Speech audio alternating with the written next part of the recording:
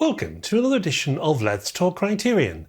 In this edition we feature the Anthony Mann Western Winchester 73, starring James Stewart, coming to the collection in the US and the UK on 4K UHD.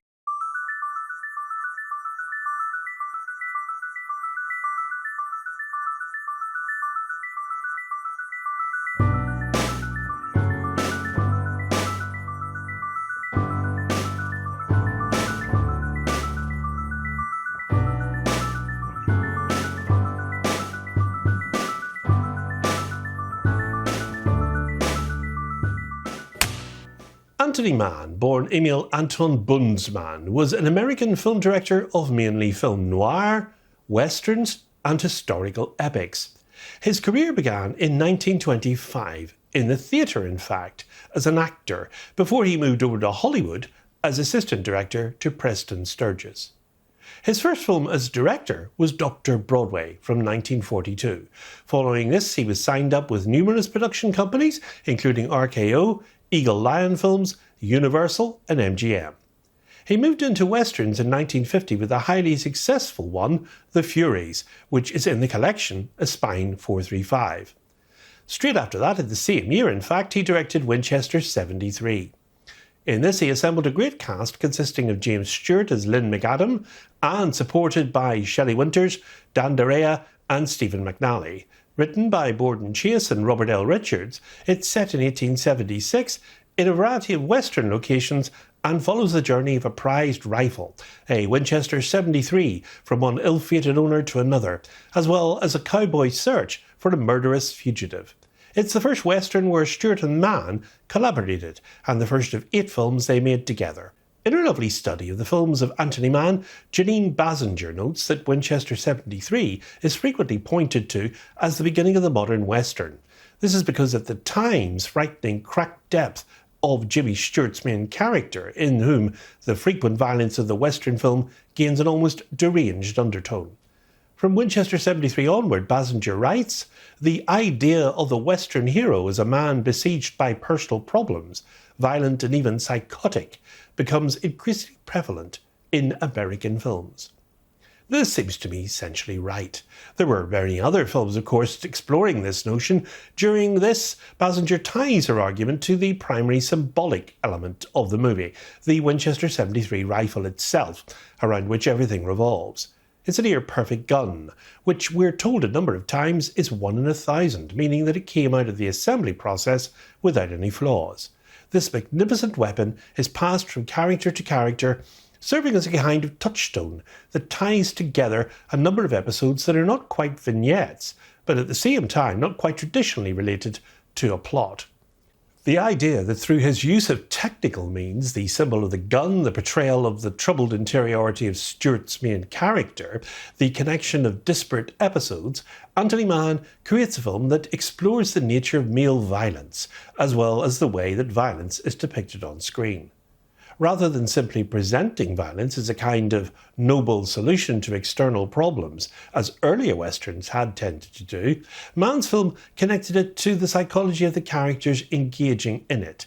So that in the wake of Winchester 73, more and more movies began to explore the notion that the hero does what he does not because of relatively simple external, but because of complicated internal conditions, traumas he suffered, issues he struggles to deal with. This is a helpful way to begin to understand Mann's accomplishment, as well as the general cinematic movement through which he moved. But what interests me here is what this idea suggests about not only filmmaking in the middle of the last century, but indeed filmmaking in our own time. Winchester 73 opens with a shooting contest being held on July 4th, 1876, to celebrate the centennial of the nation's birth, held in Dodge City and presided over by Wyatt Earp. The winner will be awarded the Winchester 73, a 1 in 1,000 rifle. The action begins when 2 strangers ride into town. That's Lin McAdam, played by James Stewart, and his sidekick Frankie Wilson, played by Millard Mitchell. Now they're hunting a man and know that if the shooting contest is there with a prize like this one, their man will be here as well. And he is Dutch Henry Brown, played in the film by Stephen McNally. He's an outlaw and an all-round bad fellow, but also a great shot with a rifle. He and Lin end up as finalists in the shooting competition, and when Lin wins, Dutch Henry can't stand not having the prize himself and ambushes him in his hotel room, stealing it and riding off. And once again, Lin and Frankie give chase.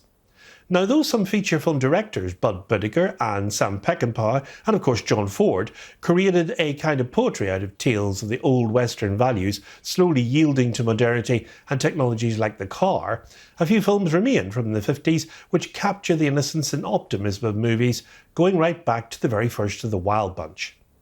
For James Stewart, recently a colonel in the USAF, Hollywood's favourite everyman, Mr. Smith Goes to Washington, It's a Wonderful Life, both Capra films, of course, he was ready to play more complex, less soft-edge roles. But where to go, and what roles to play in an industry that survived on typecasting? Well, after all, Stewart had made his mark in screwball comedies, suspense thrillers, westerns and family comedies. And from now on, he personally selected his directors when he could, and worked with most of them more than once. Probably Stewart's own character and personality tended to straitjacket him as well. He was almost universally described by his collaborators as a kind, soft-spoken man and a true movie professional. But the Jimmy Stewart Lin McAdam character of Anthony Mann's Winchester 73 is something else. He's a man driven by an inner engine that will not let him rest as he hunts down the eponymous gun, the perfect priceless repeater rifle he'd won in a fair contest, while drifting through a new township. The little town itself was a marvel of Horace Greeley's New West, all boosterism and fresh carpentry. So this is the new post-war Jimmy Stewart, Jimmy after Capra, and in Winchester 73 he'll aim and he'll shoot to kill rather than talk things through in the lounge in Middle America. But he, of course, is constrained by ethics and a personal morality that was the dying core of the Western myth. You may kill, but only when you've cause to do so. But when Peckinpah came along, it's just the killing that matters. In Winchester 73, Mann is a director of visual extremes and heroic compositions and framing. Riders, or whether alone or in groups, Indians, cowboys, they all ride along the crests of the endless dry hills, and the plains are flat and the trees few. The little townships all seem freshly thrown up, and you can almost smell the turpentine and sawdust.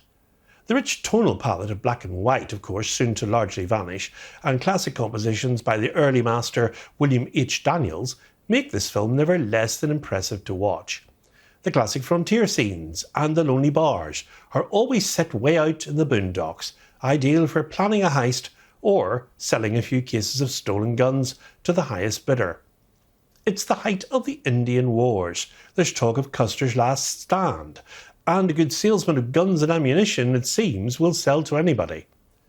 Now, Stewart and Mann had cemented a powerful partnership. Winchester 73 became a massive box office hit upon its release and set the pattern for their future collaborations, including one of their best collaborations, the 1952 film Bend of the River.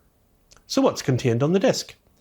There's a new 4K digital restoration undertaken by Universal Pictures in collaboration with the Film Foundation. It was restored from the original nitrate camera negative. Clarity is pin sharp with great detail on close-ups, especially with the film grain, and that's maintained throughout. The grayscale is well balanced, but there's no HDR, only SDR. There's been a lot of discussion around this, with many of the European counterparts choosing a Dolby Vision HDR layer on their releases. The sound is clear and there's uncompressed mono soundtrack. We've got two discs. One is a 4K UHD disc with the film and these special features. Audio commentary featuring actor James Stewart and the film historian Paul Lindenschmidt. New interview with film programmer Adam Piran on the portrayal of Native Americans in the Western genre. Forces of Nature, Anthony Mann at Universal. That's a programme on a key chapter in the director's career. A Lux Radio Theatre adaptation of the film from 1951. A trailer for the film. And an essay written by the critic Imogen Sarah Smith. And the cover art is by Gregory Manchess. Winchester 73 has a running time of 92 minutes and is in a 1:35:1 aspect ratio, and comes new to the collection in the US on Tuesday the 28th of January and in the UK on Monday the 3rd of February. on 4K UHD. And also on this release, we've got DVD as well, and it's spine 1248. Now, before I end this edition of Let's Talk Criterion, I'd like to take a moment to consider a great filmmaker and artist who passed away at 78, David Lynch. Lynch developed a singular style known for unsettling visuals, stream of consciousness storytelling, and kitsch soundtracks. As a film director, he walked a tightrope between his artistic sensibilities and his inexplicable popular appeal among the more conventional movie-going public. New Yorker film critic Pauline Kael labelled him the first populist surrealist. His first film was in 1977, that was Eraserhead, a black and white enigma, and it launched him as an experimental director on the film world.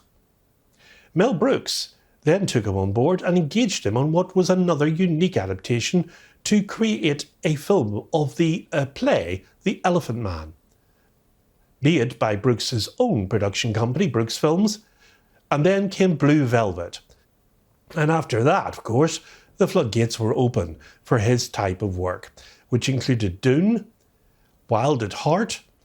Now, what came thereafter, of course, was the television series Twin Peaks, a singular sensation assaulting audiences on prime-time American television with the mystery of the disappearance of Laura Palmer. A revisit to his TV sensation twice with Twin Peaks Fire Walk With Me the film and Twin Peaks The Return. Lost Highway, The Straight Story, Mulholland Drive, and Inland Empire, his last full-length cinematic outing back in 2006. And in his frequent collaborations with Hollywood luminaries such as Laura Dern, Kyle MacLachlan, Cheryl Lee, Naomi Watts, Jack Nance, and Harry Dean Stanton, the director leaves behind him an oeuvre that rivals those of medium's most accomplished auteurs. And many stars who have worked with David Lynch, including Dern, MacLachlan, Watts, and Nicolas Cage, of course, have paid their tributes to the director, with other directors like Steven Spielberg and Ron Howard also recently honouring their fellow filmmaker. David Lynch's originality may not be appreciated by all, but there's no question at all of his technical and his directing prowess with actors who have queued up to work with him through the years. His legacy will be his work itself, and now most of it is in the Criterion collection for us to enjoy. It will be interesting to see what Criterion will consider from David Lynch in the forthcoming months to celebrate this great man's life. And of course you can now watch a number of his films, including his short works, on the Criterion channel. And why not take a look at the Lynch Oz documentary feature that released as a Janus Contemporary title that was directed by Alexandra O'Philippe. The link to that video that I did on Let's Talk Criterion on that title is above. So that's it for this edition. In February, we begin the month with the Paul Thomas Anderson film starring Adam Sandler and Emily Watson, Punch Drunk Love. It's getting a Blu-ray to 4K UHD upgrade in the collection. So, until then, from me, as always, it's goodbye, and above all, good Criterion viewing.